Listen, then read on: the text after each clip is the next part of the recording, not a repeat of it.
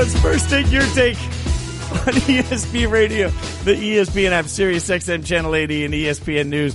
I'm Jason Fitz. We're presented by Progressive Insurance. Happy Friday. Holy cow. Pass the Tylenol. You made it to the end of the week. We'll get you some headlines you need to know. Not surprisingly, at this point, the MLS has just begun discussions with MLS Players Association about having players accept significant salary cuts due to the coronavirus pandemic.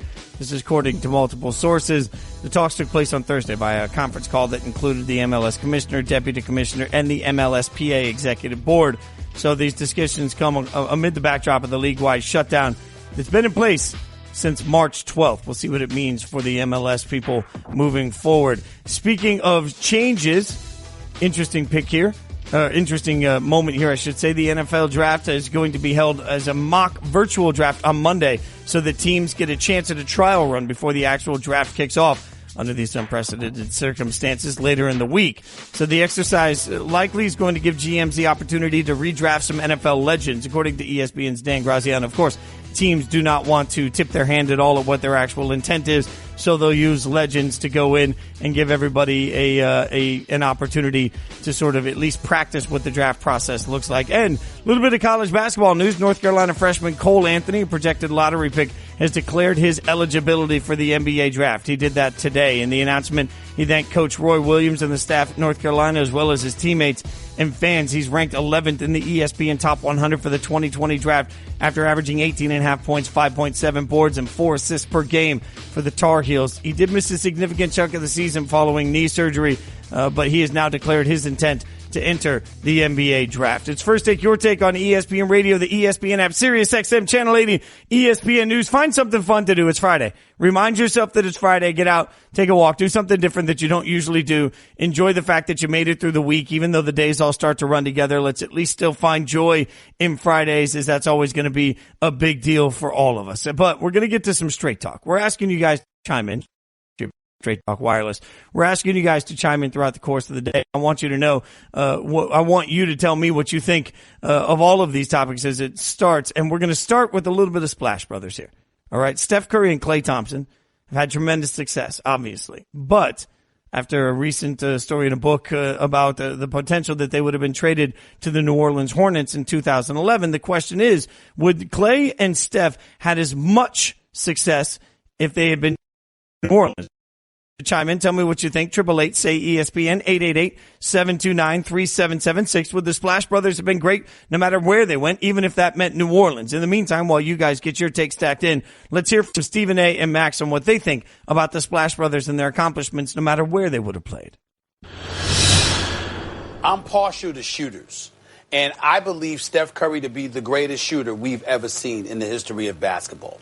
And I believe Klay Thompson to be one of the top 5 shooters we've ever seen in a game of basketball. And we got to remember, it's not just Bird. I go back, Jay, to the days of downtown Freddie Brown with the Seattle Supersonics, to Dale Ellis, Ricky Pierce, and all. This is before Reggie Miller and Ray Allen and Allen Houston and those guys. I'm talking about listen, I grew up idolizing when everybody was loving Dr. J, and I certainly love Dr. J. Julius Erving. I was an Andrew Toney fan for the Philadelphia 76ers, who I believe arguably had one of the greatest, if not the greatest, mid-range shooting game we may have seen in the history of basketball. His mid-range game was just lethal. But I'm telling you right now, this backcourt is the greatest shooting backcourt that I've ever seen in the history of basketball. I've never seen anything like it. And I believe that when you have shooters like that, it's not to denigrate in any way Draymond Green, who plays his role exceptionally well, a leader, a champion, all of that other stuff. But I'm telling you right now, it's easier to find the parts necessary to win when you have guys who can shoot long range, mid range, short range, free throw line, the way these two brothers can shoot. Steph and Klay are the real deal. I'm not saying they would have won 3 championships and win the 5 straight NBA finals, but I think they would have won a couple of championships together no matter where the hell they were. I don't think they would have won any together off the Warriors, certainly not with the Hornets. I totally disagree. First of all, let's recall what happened in Golden State. They won a championship against the LeBron James team, missing not only Kyrie Irving, but also Kevin Love. It was LeBron James and Matthew Dellavedova as the second best player on the team. And by the way, they went 6 games. To me, it is clear, had LeBron been crewed up, he beats them that year. If you're going 6 games with Dellavedova as second best, what about when Kevin Love is third best? You're going to win that series. By the way, the next year, the Warriors got even better, won 73 games, and the Cavs beat them. It took a joining of Kevin Durant. Like when Durant joined them, then it was like, okay, game over. How do we know that happens with the Hornets? That's one. 2, how did they even get to the position where they were in the finals in the first place? Just because they had the greatest shooting backcourt of all time? No, and in fact, if you look at the history of the league, and I realize the Warriors have changed history in a way in this respect, it's never the 2 best shooters who are winning. The 2 best perimeter players, a big and another perimeter player. You know, that's usually a formula, not just 2 guys who can shoot the lights out. Klay Thompson is a great player. He's going to be in the Hall of Fame one day. He's capable of getting hotter than anyone ever, scoring 26 points in a quarter, and that was his second best quarter one year. Second best quarter because he set the record with 37. That said, the second most important player on the Warriors that enables them to do what they do is Draymond Green. It's Steph's pick-and-roll partner. It's the guy who, when he was shooting it, allowed you to play 5 out. It's, you know, the passing, the ball handling, all that stuff from your so-called big. That really revolutionized it, made it small ball. And why were they all used that way? Mark Jackson did a great job developing them, instilling confidence, getting to play defense. But if you look at the offensive rating, it was near the bottom of the league compared to what they had. Steve Kerr comes in, then they change everything. And then you not only have those, you know, Draymond Green, who I mentioned, what about Andre Iguodala? Andre Iguodala ain't growing on trees. It's not so, oh yeah, sure, you can just replace Andre Iguodala, finals MVP. Look, the Warriors were very smart, very lucky, and still, before KD joined, we're also lucky to even win one championship. I don't see that for the Hornets. Let's first take your take on ESPN Radio and ESPN News. I'm Jason Fitz. That's some Straight Talk. Straight Talk Wireless, everything for less, only at Walmart. I don't know. System has to matter. And I'll keep saying this because every athlete I've talked to at ESPN will just sit there. And former athletes, current athletes, they will tell you all day long, especially after their career is over, that system fit matters, coaching matters. Did they find a way to get the best out of the athletes? And, you know, we constantly look at players for why they stink, and we rarely look at the systems they're in to explain why they had great success or why they didn't play well enough. There has to be some credit to system here and the evolution and being willing to go out and run this system. Yes, I understand that, frankly, these guys shoot so well they could have been great with anywhere, but could they have been this level of great? And there is still some skill to even managing personalities. I mean, that's one of the things that we're going to see, I think, a lot of Phil Jackson from when we see The Last Dance this weekend. And what we've seen from Steve Kerr is the ability, and this isn't credited enough from coaches, the ability to come in and find a way to have all of these superstars and still have everyone feel like they get fed. I mean, that's not simple to do. So could they have had tremendous success? Sure. Could they have had that level of success? That's hard for me to see. I mean, I have to give some credit to the system, not just to the players that are in it. First, take your take on ESPN Radio, ESPN News. We're taking your take on everything as we go through. Don't forget, tune into The Last Dance, and behind-the-scenes look at the 90s Chicago Bulls dynasty. 10-part series begins Sunday, April 19th, 9 p.m. Eastern on ESPN. Listen to the wrap-up podcast hosted by Jalen Jacoby immediately following the broadcast, presented by State Farm and AT&T, available wherever you enjoy your podcast. Going to be interesting to see, you know, MJ in that situation, but also just to see what Phil Jackson is really like behind the scenes. So looking forward to all of that from that documentary. In the meantime, there's a little bit of NFL news that came out yesterday in the form of Bill O'Brien speaking. Bill O'Brien spoke to the media. All the teams are doing that as we get close to the NFL draft. And of course, if he's going to speak to the media, he's going to be asked about his still head-scratching decision to ship off DeAndre Hopkins for essentially nothing. This is what he had to say when he was asked about the Hopkins trade. The production is there, and everybody knows what that production is. I'd say with 3 years left on his contract, you know, his representatives, himself, myself, and our team of people, we spoke, and we felt like relative to what I said earlier, salary cap, future, our team being able to provide our team with more and more role players, layers of players, it was in the best interest of our team to move DeAndre to Arizona. That's Bill O'Brien's thought on it, focusing specifically on money and the well-documented report that DeAndre was interested in more money, and even though he had years left on his contract. The question is everybody buying the reason or the excuse that Bill O'Brien gave for this trade? Max and Stephen A. chimed in, but they were joined by a very passionate Marcus Spears to break down Bill O'Brien's comments. The reality of the situation is that there's been a mountain of evidence throughout the years that Bill O'Brien has made his own decisions. I'm not saying he didn't consult with people or he didn't tell anybody, but he's made decisions for personal reasons. DeAndre Hopkins was a personal reason. They didn't get along. If Bill O'Brien had a great relationship with DeAndre Hopkins would still be a member of the Houston Texans. You know why? Because what he had, Marcus, on his contract, like 2 or 3 years left on his deal. This is a future Hall of Fame receiver. He's had over 1,000 receiving yards for the last 5 seasons. He's had over 100 receptions the last 2. You have a star young quarterback in Deshaun Watson who loves this kid. They were like brothers with each other. They both went to the same university, Clemson University and what have you. You know what time it is, and you got to take that into consideration as well. But what did you do? You decided 2 years in advance, you were going to make this decision on DeAndre Hopkins. It's because y'all did not have an ideal relationship with each other, and that superseded your football judgment. I'm not going to sit here and tell you that Bill O'Brien doesn't know football. The man's been to the playoffs about 4 different times. He's won the division just as many times, the AFC South. We get all of that, even though he hasn't sniffed at a title. We understand all of that, but I'm not going to. I saw the job that he did at Penn State, which was a damn good job. I know what credentials he had as an offensive coordinator working with Tom Brady before he went to Penn State. I'm not here to impugn his football acumen. A matter of fact, it's because of that I know it's personal. Because him being as smart of a football mind as he is, because he's certainly not a dummy, there is no way on earth you move DeAndre Hopkins unless your personal feelings usurped and superseded your football judgment and acumen. He can try to slice it and explain it any way he wants to.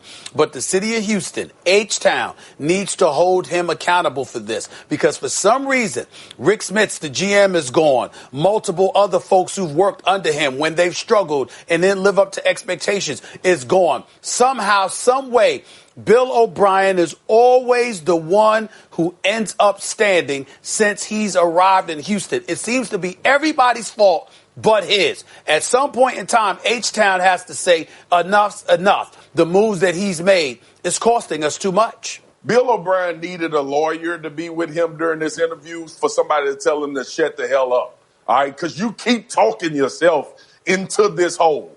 First of all, in today's NFL, who in the hell is planning for 2 to 3 years out when you have a franchise guy? Find me one organization. We talk about teams rebuild. Are you getting rid of players? Or Bill O'Brien, are you saying I got rid of DeAndre Hopkins to start to build layers of players for the Houston Texans in the future? First of all, what gives you the nerve to think you still gonna be there? Who's telling you you can make these moves and we can wait 2 or 3 years from now to possibly have a run at winning a Super Bowl, let alone trying to win more than 1 or 2 playoff games? The second thing is this, and I love the point you brought up, Max. When you start talking about the value, right? We look at these receivers.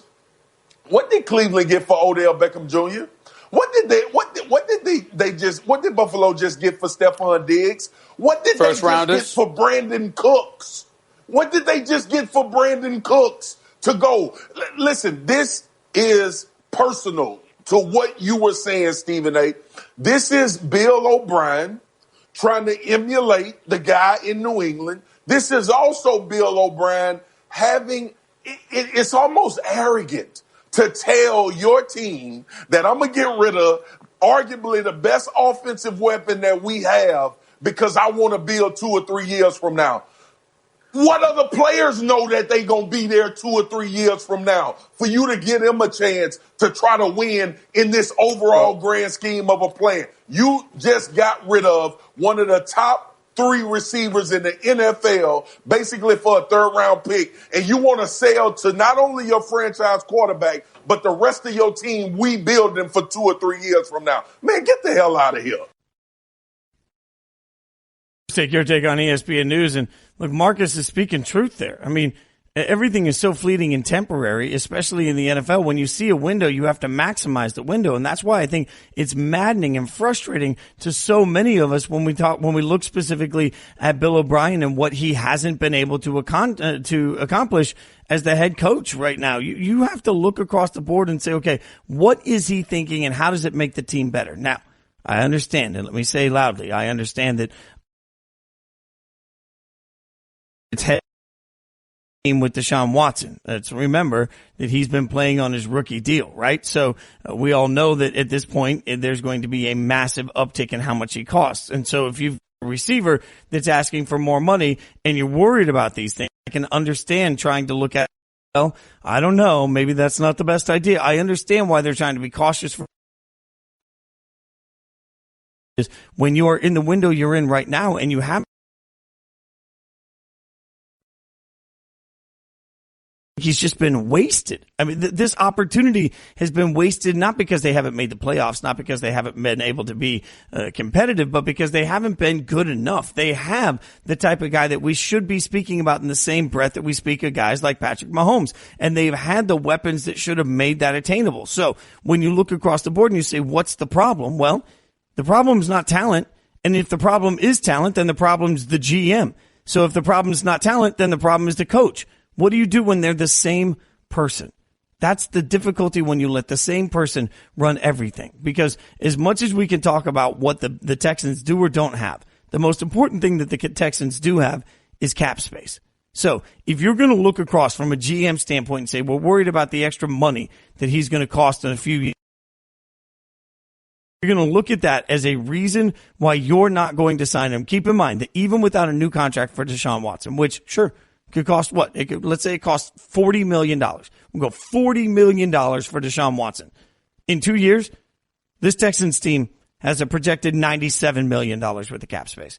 So you want to tell me why you couldn't keep the weapon that makes your quarterback the best he could possibly be? That's what doesn't make any sense. The arguments don't line up. The devil's in the details when it comes to this stuff. And it feels like Bill O'Brien is just throwing spaghetti at a wall to see what sticks. You know, the trade and the lack of return is going to be an inexcusable portion of how we judge Bill O'Brien moving forward. But I'll say it's rightfully so, because the expectations should be high when you have talent. The expectations should be high when you have brand name talent. And they've had that. Look at the guys they've had on the defensive side of the ball during his time as head coach. And then you have a brand name talent at quarterback that most teams would line up and give up anything to trade for. You've got somebody at quarterback in Deshaun Watson that is not just good, he's great. And what have you done with him? Have you maximized him? The answer is no. Why? If it's about the roster, then Bill O'Brien, the GM, should be fired. If it's about coaching the roster, then Bill O'Brien, the head coach, should be fired. But either way, when you have somebody that's desperate because he realizes that he's not likely going to step back and take one of the two jobs, more likely is that he's fired completely than he allows power to be stripped away. So now all of a sudden you've got somebody making the moves under the mindset of desperation and being able to sell a plan. That plan of, we're building layers for years takes away any accountability for right now. Well, look, of course production dipped. We had to deal away our best wide receiver because we're trying to build for the future. I mean, the fact that there's so much duplicity in the argument tells you that somebody's working with desperation, and desperation leads to somebody trying to save their job. And when you're coaching and running a franchise with desperation for a sales pitch that changes by the minute, you have no plan. Without a plan, you have no structure. Without a structure, you have no point. The Texans are the worst kind of bad. They're a bad that can't be fixed easily because there's no plan of action that gets them to better. That's why what Bill O'Brien has done, not just as coach, but also as the general manager to the Houston Texans, is inexcusable.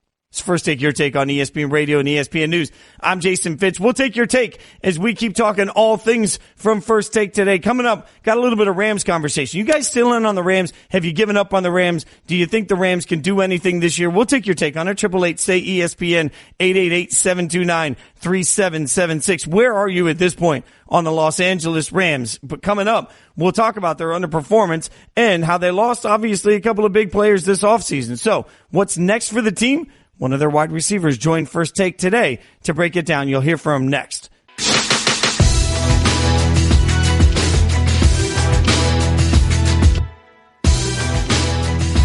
Take your take on ESPN Radio, the ESPN app, Sirius XM Channel 80, and ESPN News. We're about to get into the Rams, so I want your take. You guys in on the Rams? You think they're any good? 888-SAY-ESPN, 888-729-3776. Are you out on the Rams altogether?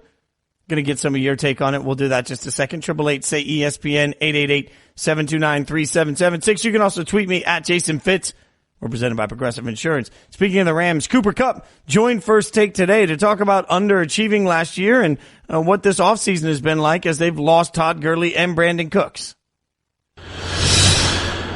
Man, I mean, obviously we fell short of expectations this last year. There's no getting around that. And losing Brandon and Todd, I mean, incredible football players, but on top of that, also just really, quality people that brought a lot to our team, brought a lot to our locker room outside of what they bring on the football field. So I'm going to miss those guys, but, we've got incredible football players in each of those rooms. And, I can't wait until we can get back out in the field again and see what these guys can do with the ball in their hands. And, there's, you go back to the drawing board, I think, a little bit. You got to refine your identity. And, our expectations for ourselves haven't changed at all. Losing these guys, our expectations, our standards we hold ourselves to, that stuff remains the same. It's just about staying true to that, grinding one day at a time, setting the foundation. And, by the time this, hopefully we get out on the football field this year and play some ball. But, our expectation is to go out there and be able to compete for championships. First, take your take on ESPN Radio and ESPN News. I don't remember the last time we saw a team sort of fall so quickly, in the perception at least, in the amount of national coverage they get for everything that they're doing. But the Rams are a great example of that. Now, QB continued. We've done every day. We've taken a look at a different quarterback and a different team, and then we try and move it a step forward by bringing on an expert. We'll do that now as ESPN Rams reporter Lindsey Thiry joins the show. Lindsey, thanks for the time. Hope you guys are safe and everything's great out there. When you look at the Rams this year and the fall off from what everyone expected, what is a reasonable expectation in your mind for the Rams going into this season? Yeah, that's really hard to predict going into the season, just given the strength of the NFC West.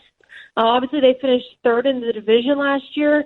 On paper, the Arizona Cardinals have gotten better this offseason, while the Rams, I mean, when you look kind of position by position what they've done over the offseason, there's no clear upgrades. It was a great benefit for them to be able to re-sign Michael Brockers after it looked like he was initially leaving for the Baltimore Ravens. But from Todd Gurley to Brandon Cooks over on the defense, Dante Fowler, Corey Littleton, all those guys have been difference makers for the Rams the last few seasons, and now they're all gone. Well, and where did this go wrong, Lindsey? Because this certainly wasn't the outcome we expected for the Rams a few years ago. Yeah, it comes down to the salary cap, and the Rams' decision to sign Todd Gurley to a record-breaking deal, and then to right before that they signed Brandon Cooks to a whopper of a deal, and then it was Aaron Donald, and then Jared Goff, and the way they were signing these deals, a lot of people around the league were kind of scratching their head wondering how this was all going to work, and the Rams insisted that it would continue to work, and then it all kind of catches up to them, and now waiting in the queue to get paid is Jalen Ramsey. So really, it was just they were handing out money in such great amounts and so quickly that there was no real way in the long run to make any of this work. We're talking to ESPN Rams reporter Lindsey Thiry on First Take Your Take. I'm Jason Fitz. So you mentioned the Gurley deal, and he's obviously now with Atlanta. But there was a moment there where Jared Goff sort of took the world by storm, and everybody thought it was fixed, and he's spectacular. Now it feels like people are scratching their head again. So where are you on him specifically as an elite quarterback in the NFL? Well, it can't be overlooked that in his third season, he did lead the Rams, or help them greatly at least, to a Super Bowl appearance. And there were times that season when he looked absolutely spectacular. Now, last season, teams and their defenses, opponents tended to know that Todd Gurley wasn't necessarily the same Todd Gurley, or at least the Rams weren't using him in the same way, which really put Jared under the microscope and allowed some defenses to do some different things. And we saw Jared struggle. Obviously, Gurley's gone this year, so focus really turns to Jared. So I think going into season 5 for him now, we are really going to see whether he is the quarterback who can lead the team to a Super Bowl or whether he needs a really, really strong supporting cast around him in order for him to be successful. Lindsey, the joke a year ago is if you'd ever had a dinner with Sean McVay, you were going to get a head coaching job in the NFL. But it feels like some of that shine has dulled as well. So what kind of eyes are there on Sean McVay right now as head coach to do something better with this team?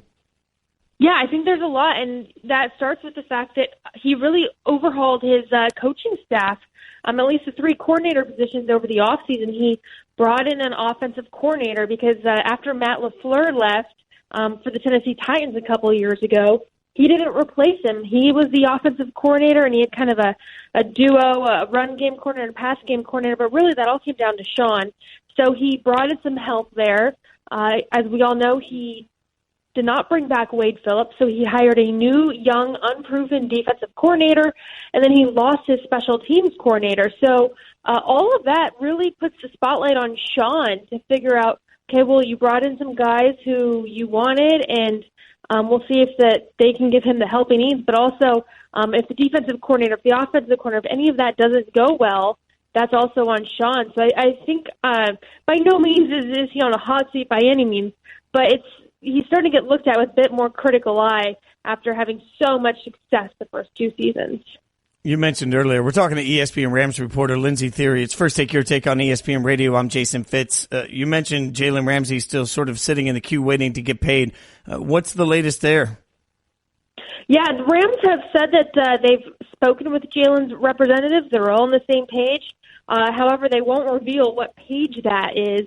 The Rams have really kind of stuck by the phrase that they're taking kind of one step at a time. They are getting through free agency. Now it's the draft. Once they get through that, then they will start looking at those extensions. But obviously the Rams gave up 2 first-round picks to trade for Jalen Ramsey. So a lot of the leverage is in Jalen's corner as they go to negotiate a long-term extension. And if you're the Rams, it looks like you really do have to get a deal done. Otherwise, it's going to really be a curious decision why you gave up 2 first-round picks for him. If they don't get a deal done before the season starts, does it become an issue? We asked Jalen. I asked Jalen that before he left for the off season, and he didn't indicate that he would be holding out and whatnot. Like, he's indicated that he wants his money, but he'll be there. Now, when push comes to shove, it'll be really interesting to see how that goes when time comes for everybody to report to camp or however it's going to turn out this summer. But it's definitely something to monitor because we all know that Jalen has made no qualms about it in the past about wanting to get paid. And so it's either going to be him showing up in a Brinks truck or maybe not at all. We're talking to ESPN Rams reporter Lindsey Thiry on First Take Your Take. I'm Jason Fitz. So I want to get your thoughts, too, on something you quote tweeted a couple of days ago from the L.A. Times. They're reporting that the Los Angeles mayor has told high-level staff from several departments a big gathering sports and concerts might not be approved until 2021. Obviously, everybody's looking for when sports can return, but how are the Rams as an organization dealing with not only NFL, but also the government and trying to figure out when that return could happen? Yeah, that's the interesting part. Well, that was the Los Angeles mayor, and the Rams' new stadium is actually in the city of Inglewood, which has its own mayor. So the city of Inglewood hasn't made any announcements as far as big gatherings and what they're anticipating. So it's a little bit of a, kind of a logistics there between being in Los Angeles versus Inglewood. I did reach out to the Rams the other day to see kind of what their thoughts were on what the mayor was saying and didn't receive a response. But I think right now, what we've been told through this whole coronavirus situation is they're really just kind of taking it day by day, and they're moving forward planning as though the season's going to happen, that the season's going to happen with fans, and they're going to be willing to adjust, obviously, as needed. Have you been able to get any sense on how comfortable they are, Lindsey, with the draft process overall that we're going to see in less than a week virtually being done? Well, I know last week they were concerned because Sean McVay's house apparently doesn't have a hard wire for a phone jack for a telephone. So that was, who would have thought, right? So that was the big concern, was finding a hard wire for a phone jack. But other than that, the Rams have great IT people, so I think they'll be able to figure it out. They seem pretty technologically savvy outside of Les Snead, who tends to make a lot of jokes about his abilities with technology. But I think they're pretty confident that they'll be able to pull it together like every other team in the league. You guys can follow her on Twitter at Lindsey Thiry. Lindsey, we really appreciate your time. Stay safe out there. Thank you so much for the coverage and the expertise. Thanks so much. Thank you. So, Lindsey breaking it down, and just a reminder that obviously, California is going to be a complication that the NFL won't know an answer to anytime soon. 888-SAY-ESPN, 888-729-3776. You guys in or out on the Rams at this point? Eric in Washington, what's your take on the Rams? Hey, how you guys doing? Thanks for taking my call. Heck yeah, man. Hey, I'm all in, bro. I mean, I'm a big Rams fan, so I'm kind of partial to that, but you got Malcolm Brown coming back that broke his arm in 2018 when we did our Super Bowl run, and he was on track to have a great season before that happened. Darrell Henderson behind him I think he's going to have a breakout season this year. You got Robert Woods still, who's probably the greatest route runner in football, period. Cooper Kupp, Josh Reynolds will step up. On defense, you got Jalen Ramsey and Aaron Donald, obviously. You just build around him. Brockers came back. I think he's going to have a great year. I think Floyd, that we just signed, is going to come back, are going to do good for us. Troy Hill and John Johnson, who also got hurt last year, is going to be back. So I think it's really going to be a make or break year. We're going to find out how good of a coach Sean McVay is, and we're going to have to find out how good Jared Goff is at some point, and this is that year. I love your take on it. I love the optimism. Why not be optimistic on it for now? Thanks for the call on it. And I will say, I had the opportunity covering college football a couple of years ago. Kep and I and Darrell Henderson. I talk to Memphis all the time. Good buddies out there, and I work with their ESPN affiliate a lot. So they tipped me to Darrell Henderson before his last year at Memphis. We spent a lot of time breaking him down before the draft last year. I think he's going to be a star. He's a stud, and he's going to be capable of putting up big yards for the Rams. So I think you're right about that. Darrell Henderson's going to be a household name, I think, by the end of this year. If you missed any of the show today, including the interview that we just did with Lindsey Thiry to cover all things Rams, or the future of college basketball and the NBA with Sean Farnham, you can go check it out on demand in the First Take Your Take podcast, brought to you by the Capital One Quicksilver Card, earning a limited 1.5% cash back on every purchase everywhere. What is in your wallet? Coming up, the Last Dance documentary drops Sunday. The First Take crew talked to one of Michael Jordan's former teammates earlier today. You'll hear that next. It's First Take Your Take on ESPN Radio and ESPN News.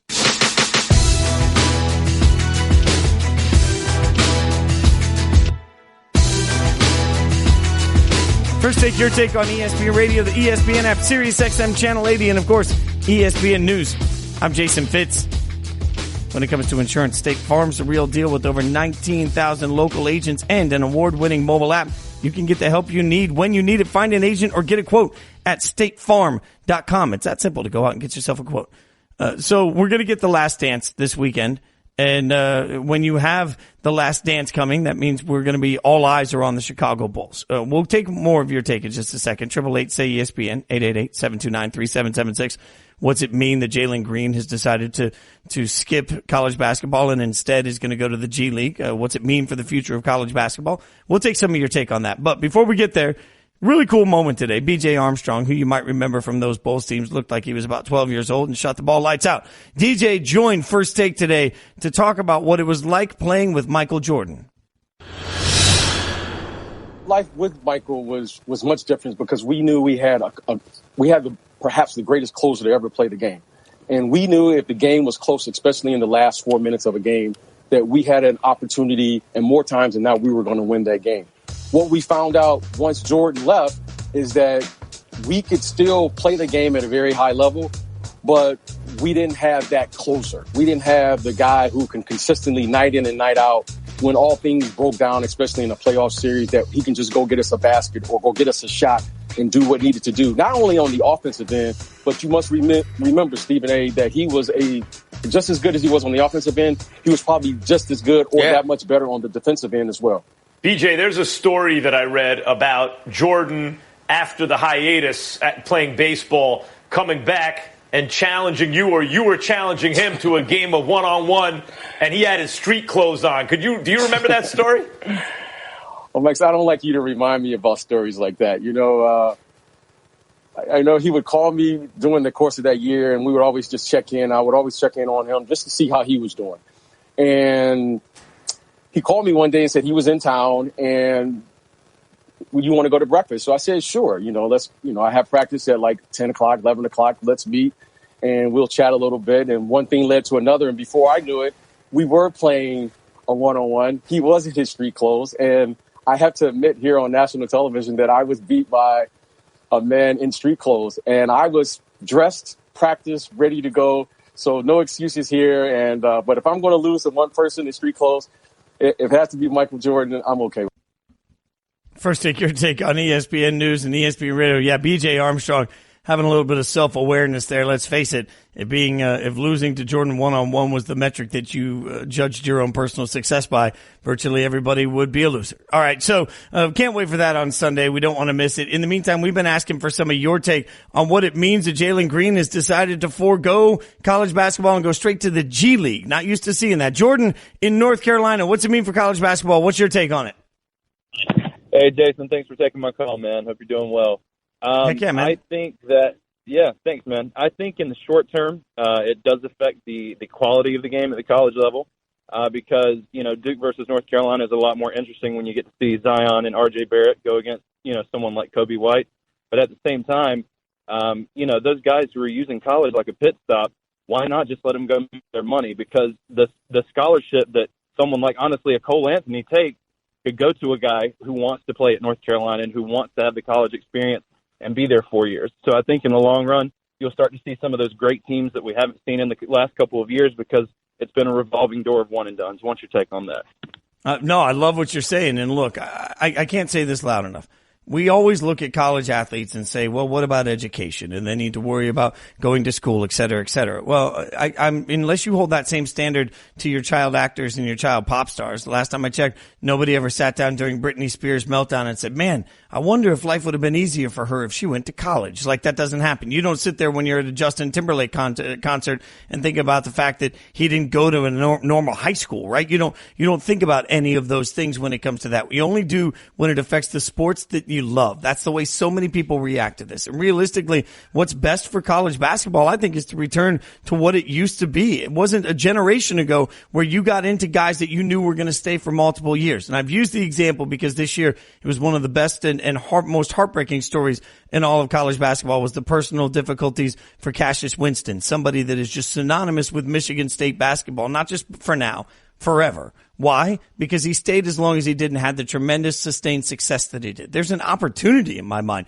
for college basketball to continue to grow. Fans are always going to love their favorite school. But if you have players staying longer, they'll fall in love with some of those players. That's an actual win opportunity that comes. And if it means the cream of the crop goes off elsewhere, that's fine too. The guys that want to go get paid can get paid, and it can still be just fine for the future of college basketball. That's for us today. That's it for us. Coming up next, after the NFL draft is all said and done, will the supply for quarterbacks be higher than demand? Will Kane will dive into that next. Thanks for listening to First Take Your Take. You guys make this a great day for me. I appreciate it.